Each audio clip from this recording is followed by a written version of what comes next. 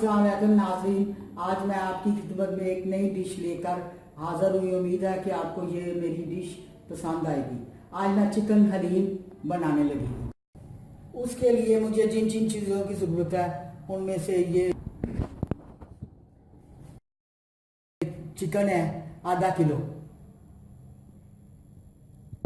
एक पाव दाल है यानी 250 ग्राम, थोड़ा सा हरा धनिया है, 3 अदद मैंने प्याज काटे हैं, अदरक और लहसुन का पेस्ट है, चंद हरी मिर्चें हैं, हल्दी आधा चम्मच, नमक 1 चम्मच,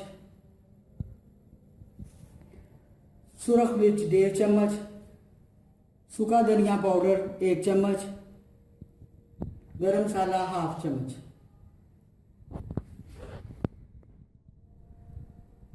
चले अब मैं आपको बनाने का तरीका बताने की लगी हूँ। मैंने 1 कप ऑयल का डाल दिया। अब मैं इसमें लहसुन अदरक का पेस्ट,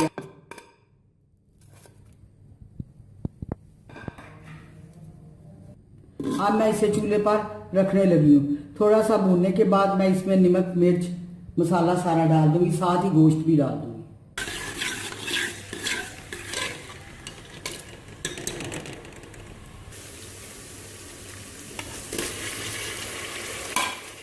अब मैंने इसमें गोश्त डाल दिया है। अब मैं इसको भूनने लगी।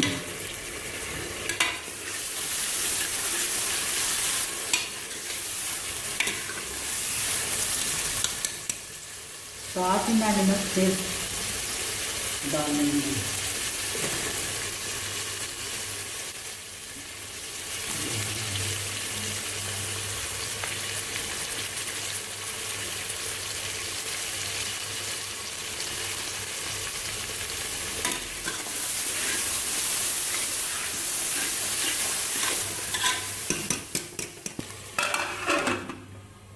अब मैं इसको ढकना लगा दिया है। पानी नहीं मैंने डाला, आग नीचे से हल्की कर दिया।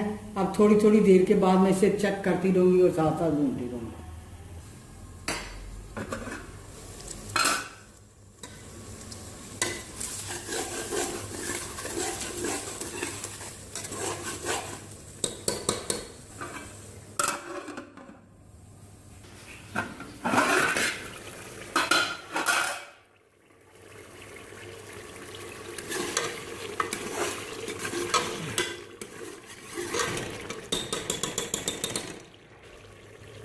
ये देखिए गोश्त भून चुका है, उसने घी छोड़ दिया है। अब मैं इसमें दाल डालने लगी है।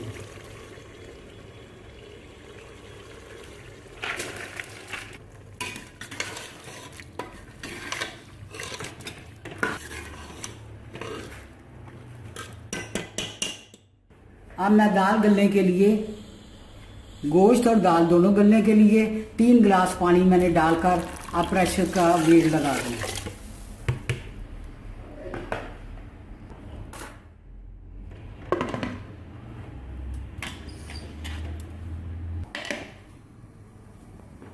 अब 30 मिनट के बाद यानी आधा घंटे के बाद मैं इसको खोलूंगी। अब आधा घंटा हो गया, अब मैं इसे खोलने लगी हूँ।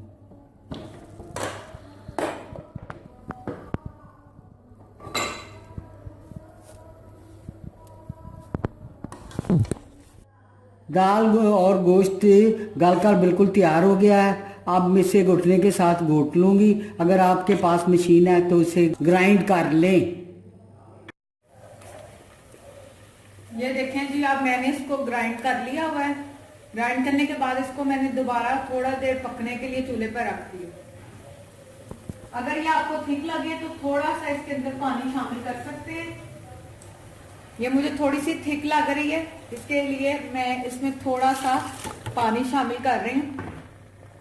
पानी शामिल करने के बाद इसको आपने अच्छे से मिक्स कर लेना है, चम्मच हिला लें ताकि ये बराबर मिक्स हो जाए। इसको मैंने अच्छे से मिक्स कर लिया। मिक्स करने के बाद मैं इसको कवर देकर ढांप दूंगी। अब मैं तकरीबन इसको 1 उबाला आने तक इसको पकाऊंगी। पकाने के बाद मैं इसको डिश आउट कर लूंगी।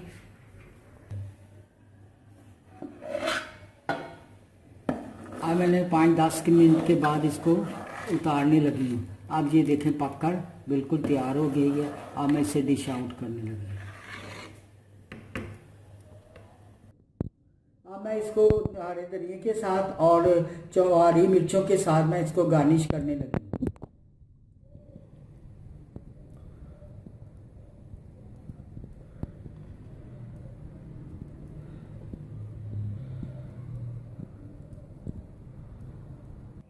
अब मैं थोड़ा सा गरम मसाला डालने लगी इसके ऊपर।